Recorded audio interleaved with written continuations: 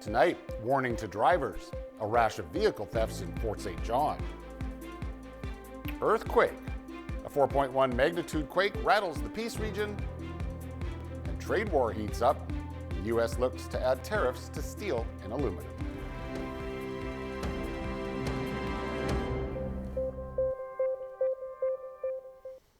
Good evening and thank you for joining us. And we begin tonight with Fort St. John Mounties warning of leaving your vehicles unattended.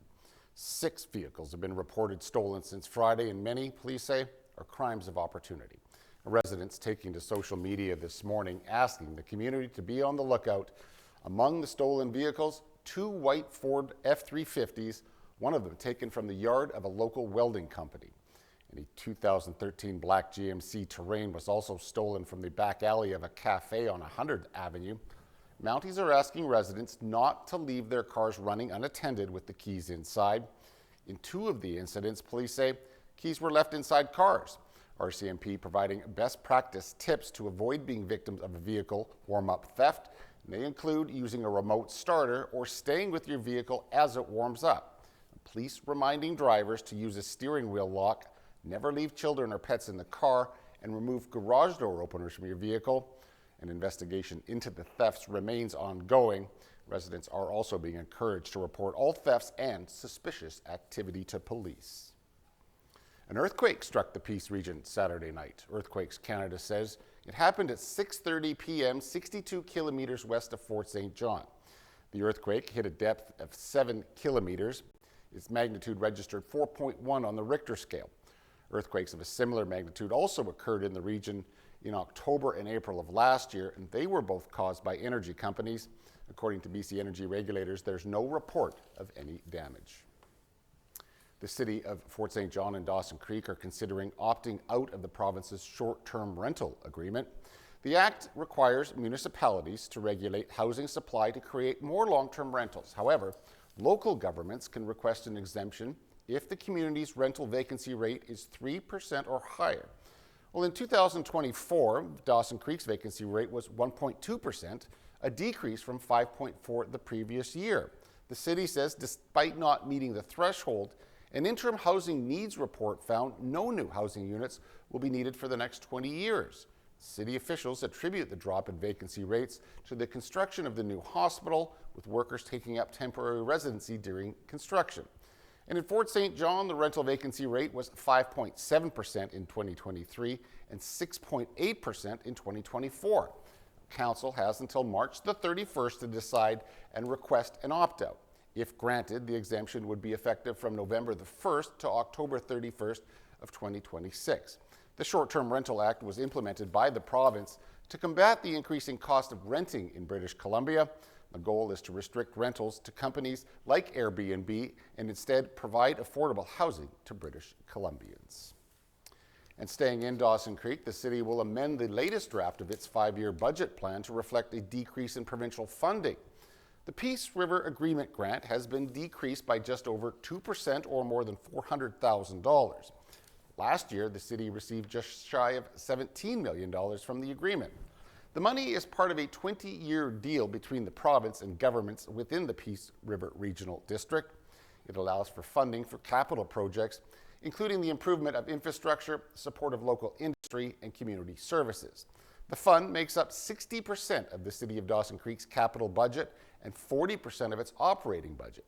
City Council proposing cutting or eliminating 2 projects to make up the shortfall. Those include outdoor security cameras and rolling out solar energy panels at 3 city facilities. Also included in this year's budget, a 6.5% property tax increase for homeowners in Dawson Creek. In Fort St. John, we'll see just shy of $27 million from the agreement. The city is projecting the funds to be under budget for 66 projects that require funding this year. The city anticipating fluctuating in dollars allocated from the agreement over the next 5 years. Well, next door, Alberta's premier is facing calls to step down. Danielle Smith has found herself caught in the middle of a political scandal involving the province's health authority. It comes after allegations of corruption and conflict of interest that first came to light last week. Kathy Lee has more from Calgary. Premier Danielle Smith stayed silent on the matter for 3 days, eventually releasing a statement denying involvement with the Alberta Health Services contracts in question, saying any insinuation to the contrary is false, baseless and defamatory. Last week, the former CEO of AHS, Athena Mentzelopoulos, said her contract was terminated 2 days before she was allegedly going to meet the Auditor General about an internal investigation into the province's private medical and surgical contracts. She and her lawyers wrote a lengthy letter obtained by the Globe and Mail to AHS alleging Premier Smith's then Chief of Staff, Marshall Smith, interfered with the AHS contract negotiations. Mentzelopoulos claims she was pressured to sign multi-million-dollar deals for private outfits, including MH Care Medical and the Alberta Surgical Group. The Auditor General is now investigating the matter. If the findings are very severe, heads must roll. So this is where the Premier will have to come in. But of course, everything depends on the outcome of the review. MH Care Medical and the Alberta Surgical Group tell CTV News the claims against them are false. The leader of the opposition has called for Smith's resignation and demanded a full RCMP investigation and an independent judicial-led public inquiry. Smith has asked for an expedited review. Kathy Lee, CTV News, Calgary. 1 week after Donald Trump said Canada had a 30-day reprieve from tariffs, the U.S. president has reignited the trade war. This time, Trump says he will put a 25% tariff on steel and aluminum, two key industries, but the details and the timelines still remain elusive. CTV's Adrian Gabriel reports. Any steel coming into the United States is going to have a 25% tariff. What about aluminum, sir? Aluminum, too. Canada is the United States' largest supplier of steel and aluminum. In 2024, 23% of all steel imported into the U.S. came from Canada. That number increased to 60% of all aluminum.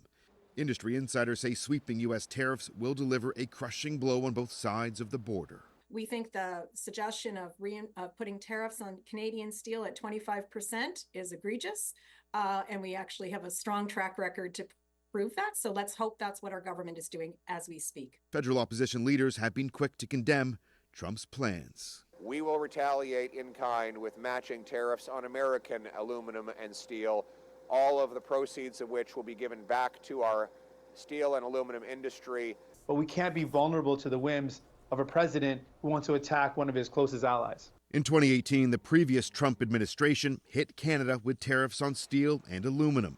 Largely believed to be a negotiation tactic to get NAFTA 2.0 across the finish line, Canada fired back with targeted tariffs on items like Kentucky bourbon and trading cards. That led to the eventual signing of the Canada-United States-Mexico trade agreement, which at the time Trump called terrific.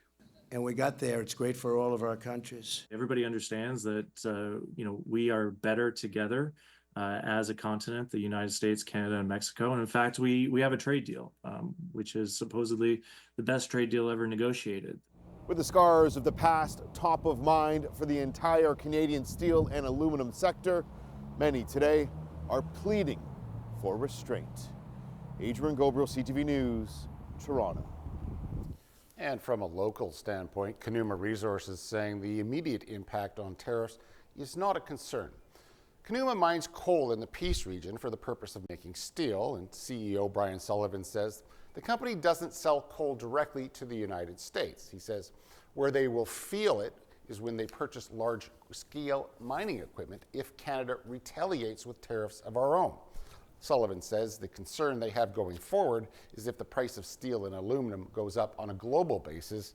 Conuma exports to China, Japan, Korea, India, Europe, and Brazil. And as Canadians face a possible trade war, the federal government is now saying it's coming around to the need for an east-west pipeline. But the industry minister says things have changed. I think Quebecers realize that the rules of the game have changed over the last few days. So you cannot be in the past. You need to look forward in the future, and that may need that we need to be able to have transmission lines that could bring electricity east-west. That may mean that you need pipelines that would go east-west. One thing that Canadians understand is resiliency. We cannot be dependent. The proposed Energy East pipeline, which would have run from Alberta to New Brunswick, was canceled 7 years ago, facing strong opposition in Quebec. And the looming trade war between Canada and the United States made its way into the opening ceremony of the Invictus Games in Vancouver this weekend. I know our countries are having a moment right now, right? But there is not a person here, there is not a Canadian that does not know that our soldiers have fought and died and cried and celebrated beside Americans for generations. Premier David Eby went on to say the discourse by politicians doesn't matter. Eby said despite the recent conflict, Canada will always have the Americans back. The athletes from both countries responded by making hearts with their hands as they begin the week-long games on Saturday. Canada's Prime Minister is in Paris attending an AI summit. Justin Trudeau has not publicly reacted to the threat of new U.S. tariffs, but Canada's ambassador to France had some stern words today for the Americans. CTV's Rachel Aiello reports. We have all the building blocks for the future of the world's economy. Today, Justin Trudeau pitched a crowd of artificial intelligence execs and business leaders on Canada as a place to invest. We have renowned academic institutions, innovative businesses, prolific tech incubators, and the best educated workforce of all OECD countries. Trying to clear new paths for Canadian companies in the face of economic insecurity at home, the federal government is in the middle of a European charm offensive on trade. And now that we see that, unfortunately for now at least, the US administration is not as reliable as we thought, not respecting treaties as we thought, we need Europeans and Canadians to work very closely. Donald Trump's talk about NATO and taking over Greenland have left many of the allies that Trudeau traveled abroad to reconnect with also feeling uneasy. The European Union is the second biggest economy in the world, but according to Global Affairs, only 57% of Canadian companies are leveraging the trade agreement known as CETA. While it's in effect, there's been challenges ratifying it in some of the 27 member states, something experts have compared to Canada's interprovincial trade challenge. Nowadays, there is more pressure to make sure that this sort of channel, between Canada and EU, economic channel, can be improved. In the face of Trump, the experts that I've been speaking with say both Canada and the EU are looking for trusted partners to provide an alternative to the United States. Rachel Aiello, CTV News, Paris. Pierre Poilievre not only pledged to retaliate in kind with tariffs on U.S. aluminum and steel, but the Conservative leader is promising to build a military base in Canada's Arctic if he becomes Prime Minister. Well, speaking during a stop in Nunavut, Poilievre says our relationship with the United States requires Canada to take back control of the North. The Canadian Arctic belongs to Canadians, and Canadians will take back control of their Arctic waters, Arctic skies, and Arctic land. Poilievre says after 9 years of the Trudeau government, the Canadian military is weakened and our allies no longer respect us. He says Canadian safety, territory, and trade with the United States depend on taking back control of the North. And NDP leader Jagmeet Singh says he wants to make it easier to buy Canadian-made electric vehicles and harder to buy Teslas. Speaking in the border city of Windsor, Ontario today, Singh took aim at the Trump administration and Tesla's CEO, Elon Musk. We know that the billionaire buddy of Donald Trump, Elon Musk, is a driving force behind the 51st state. I'm not going to stand back while he takes shots at our country. So our move now is we want to put a 100% tariff on Tesla cars. You pick a fight with Canada, we're going to fight back. Singh said he also wants to bring back the federal government's rebate on electric vehicles. The program offered drivers $5,000 back if they invested in electric vehicles. It ended last month after it ran out of cash. Singh wants to double that to $10,000 if the vehicle was made in Canada.